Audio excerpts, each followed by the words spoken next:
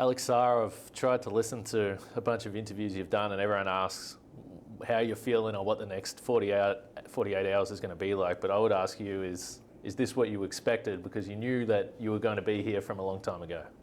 Yeah, I mean, I feel like he hasn't really started until, I'm really in Barclays Center getting ready to hear my name called. But it is definitely what I expected leading up to the drafts.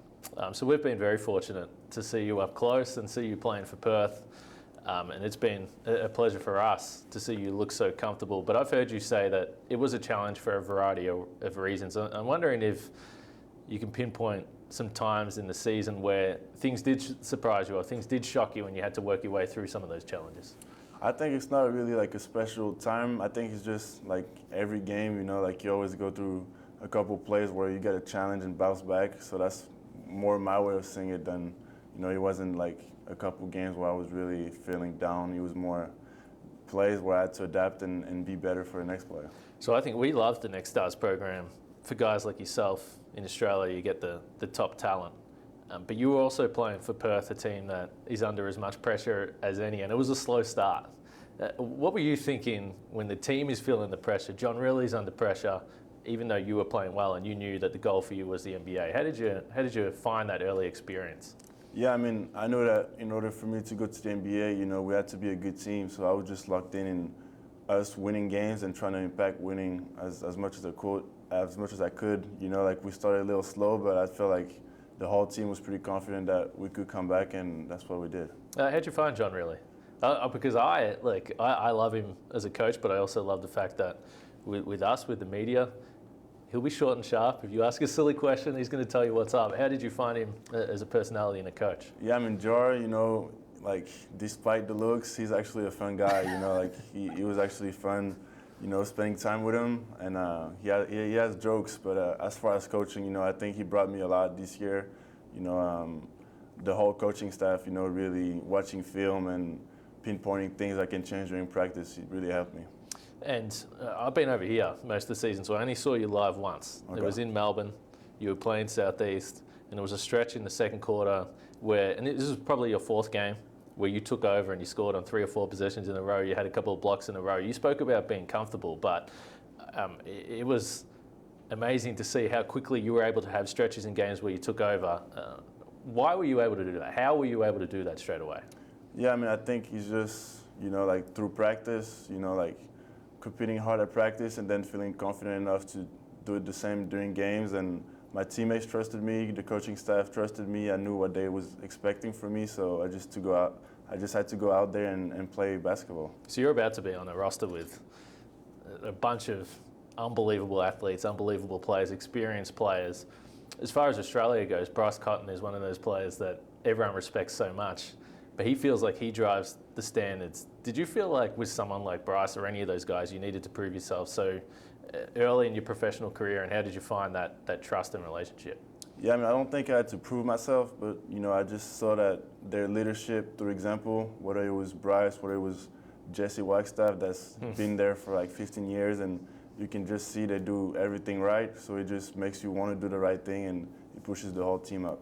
I want to ask you about shot blocking, because I like asking guys like yourself that are elite rim protectors, and some guys will walk you through how they do it, what they see. Other guys will say, I don't even know what I'm doing. I'm just jumping, I'm swatting shots. What is it for you, and what allowed you to be so impactful in that league? Yeah, I think for me it's both kind of instincts defensively and also like timing, like watching film and trying stuff out at practice, seeing what works and what doesn't, and then just modifying my game around it. How do you think it changes then coming to the NBA? Obviously in the NBL and FIBA rules, you can sort of camp out there a little bit, and it's going to be different in the NBA, and we've seen you do it in the NBL, but they're going to have you on the perimeter, all different spaces on the floor. How do you think that's going to challenge you? I mean, I think it's going to be even better, When we came out here earlier this year, we played the NBA rules against Ignite, and you were good. It was like a pretty good game, so I think the more movement, the better I am, so I'm really excited to take on this season.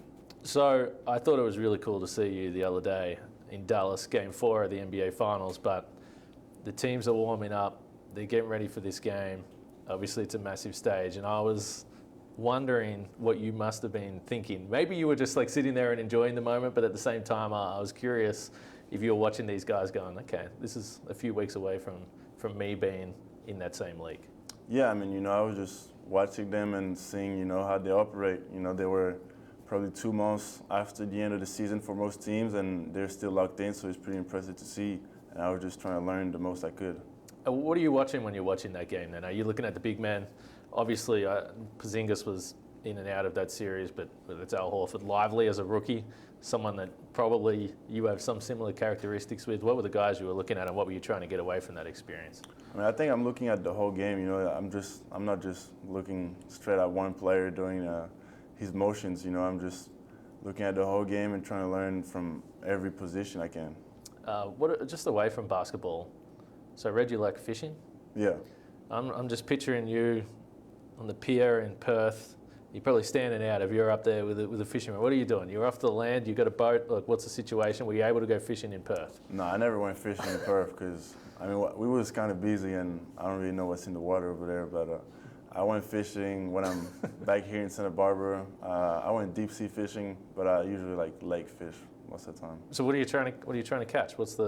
Whatever's in the water, I'm trying to catch. It depends.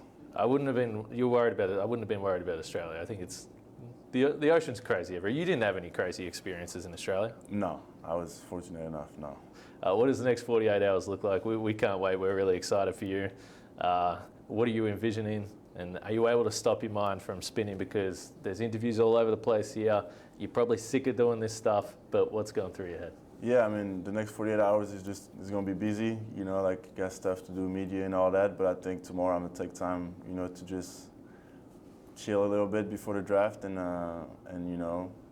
have clear thoughts before I go. Mate, rest up. It was a pleasure to have you in Australia. Australian basketball fans, we're better for it. We appreciate it. Yes, sir. Thank you.